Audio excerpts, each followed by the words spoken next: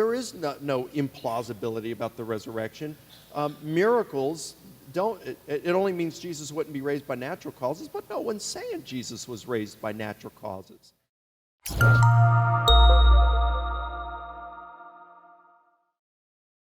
Well, Ehrman has two major arguments. He will go after the Gospels and say, you know, they're filled with errors, contradictions. We don't know who wrote them. They were written too long after the events they purport to describe. They're biased authors, things like this. But I think deep down inside he knows that these really aren't good objections, and they are pretty easily answerable. I'm dealing with that this weekend. But then he says, but the greatest objection to the resurrection is that if the resurrection, if it occurred, it was a miracle, and that involves God, and that's beyond the purview of historians, and a miracle by its very definition is the least probable explanation. Historians must take and choose the most probable explanation, and therefore a historian could never show that Jesus rose from the dead. So you can go ahead and believe it by faith if you want, but you can't prove it historically, because historians have to take the most probable explanation. So how do you answer that? Oh, I'd say, well, you misunderstand probability, an egregious error there. Because, like, for example, he says, suppose you take 6 billion people, 7 billion people on the earth, and tell them to walk across a lukewarm swimming pool, they'll all sink. So what are the chances that Jesus would walk on a lukewarm, across the water?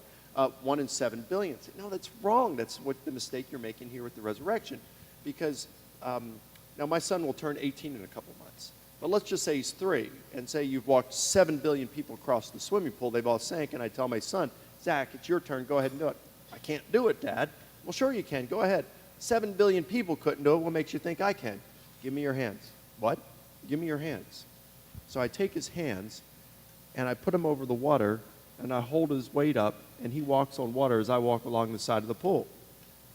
You say, well, wait a minute, Mike, that's cheating, because you were an external agent that assisted him. Exactly. So 7 billion people dying and staying dead only proves that dead critters stay dead apart from the intervention of God.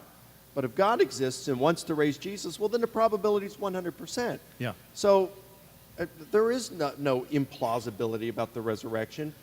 Miracles don't, it only means Jesus wouldn't be raised by natural causes, but no one's saying Jesus was raised by natural causes. So your whole thing about probability is misinformed. And we've got misguided. evidence and arguments from various disciplines pointing to the existence of God. Cosmology, physics, biochemistry, various strands of evidence that point that God does exist. And you say, if God exists, who's to say he couldn't raise Jesus from the dead?